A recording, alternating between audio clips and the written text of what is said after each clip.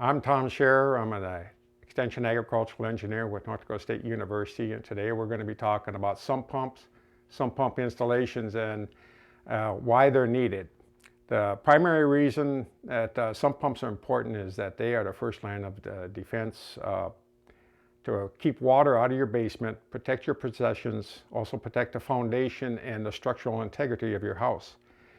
And so there's some steps you have to go through to make sure that your sump pump is running correctly and ready to take on, because in the early spring when we have a lot of snow melt, or in the summer when we have heavy rains, your sump pump is going to be running, and it may not have run for a while last fall or even a year ago. And so we need to check it annually just to make sure that it's running properly, it's in good shape. Behind me is a kind of a typical sump pump installation here in North Dakota. There's a cover over the top, and then this homeowner has put a plastic over it, and there's a couple of reasons for that. First is safety. It's a safety concern to keep children and pets out of there, plus also debris that may be in the basement that could fall in and plug the pump.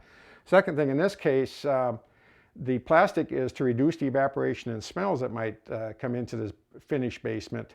And also in this part of the country, radon is a concern in basements, and a sump pit is a good place for radon to enter. So what we want to do then is check your sump pump. And before I do take the cover off, I want to point out some features.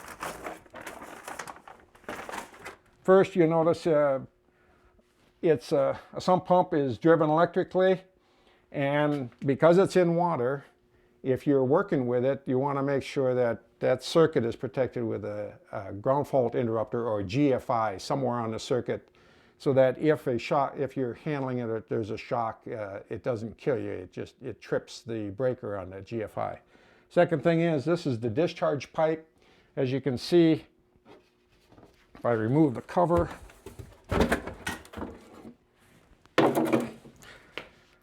this is the discharge pipe going up, lifting the water up, and it's going to go out through the rim joist and exit the house straight out to the side. Now outside, the homeowners probably has a pipe on it that directs the water away from the house so that it drains away from the house, even in the highest water situations.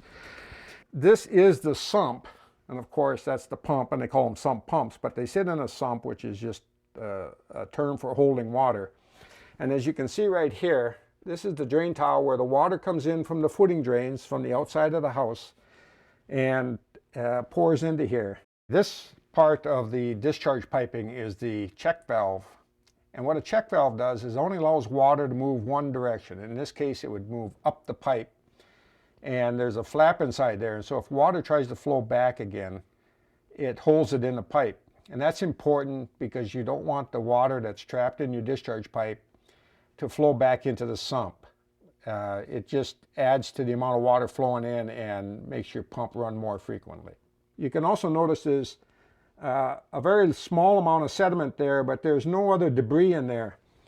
If for some reason your sump pump has debris, floating lint or other material, you probably should clean that out first before you test your pump. In this case, we have a dry hole.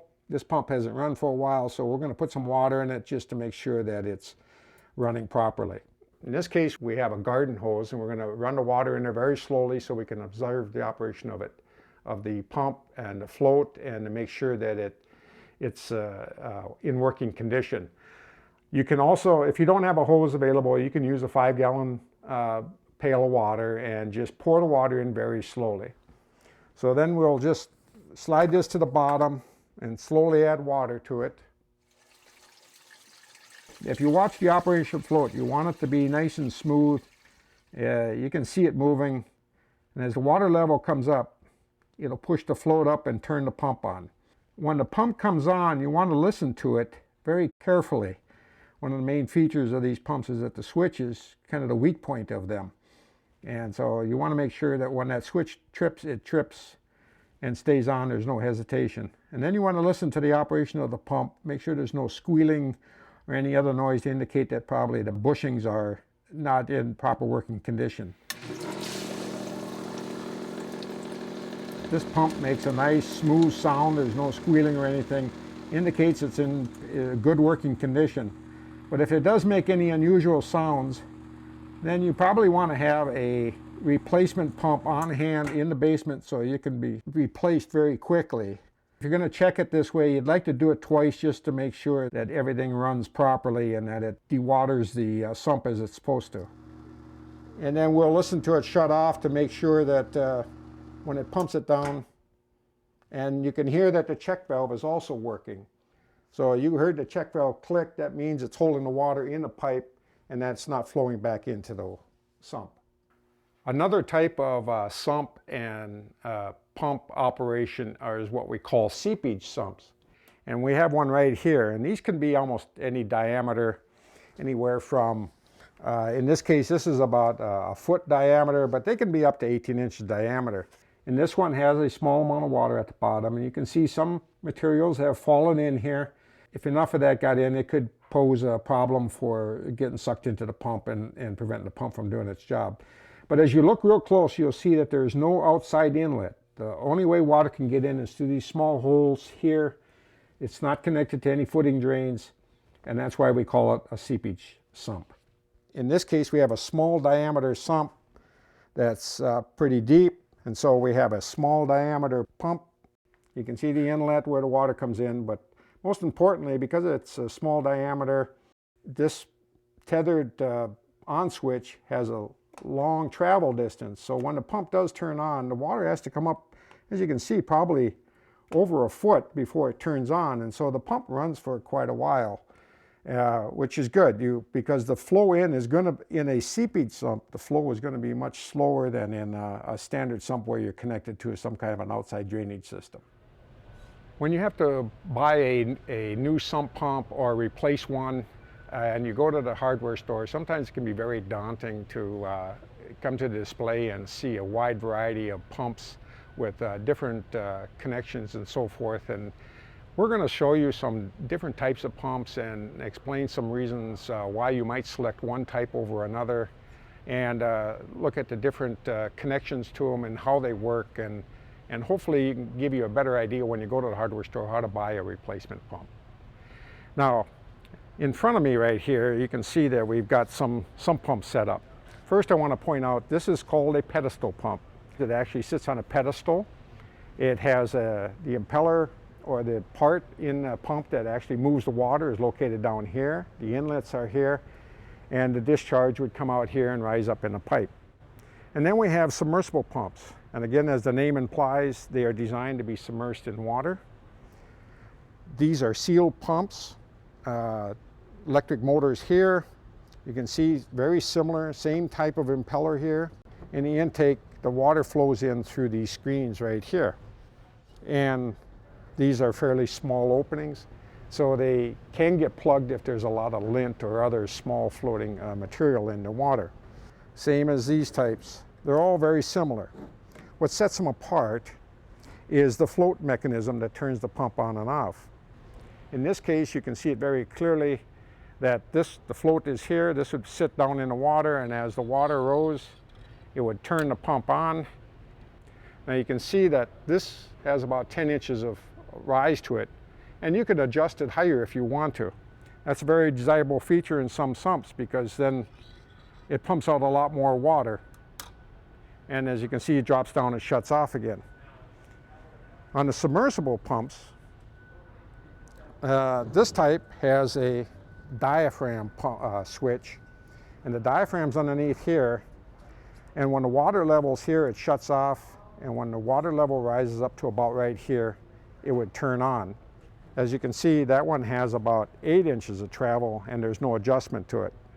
This one has the float attached, just like the pedestal pump has a float on the outside, and it rises up, turns on the pump, and as it goes back down, you can hear it shuts off the pump. You can see that this has about 4 inches of travel. And then the last main type is a tethered switch. which is tethered right here. And as this float rises up, it turns on. And then as the water level recedes, when it gets down there, it shuts off. So it's about twice this distance, or about 8 inches. You can actually loosen this and pull it out so that you can increase the amount of travel, so that now the water level that you're pumping out becomes equivalent to the pedestal pump. The other thing that a lot of people are concerned about is the horsepower rating. How do you go about selecting what horsepower pump? If I turn these around, we have 3 different size pumps here. This is a 1/3 horsepower, this is a 1 horsepower, this is a 1/2 horsepower. If you only have to move the water 20 feet away from the house, then a 1/3 horsepower pump will probably work just fine to move the amount of water you need out of a standard house. But if you have to add on more length, or you have to move that water farther away in a hose or a pipe, then there's going to be more resistance to flow, and you're going to have to go to a higher horsepower. If, for instance, if you have to pump that water 60 feet or more from the house, you might want to look at a 1/2 horsepower pump, or a 3/4, and even a 1 horsepower pump. The important point to remember here is that before you go to the hardware store, look at your pump that you're replacing and look at the horsepower rating on it. And if you were satisfied with the operation of that pump and that it moved the water away, then replace it with that horsepower rating. Not much is going to change beyond that.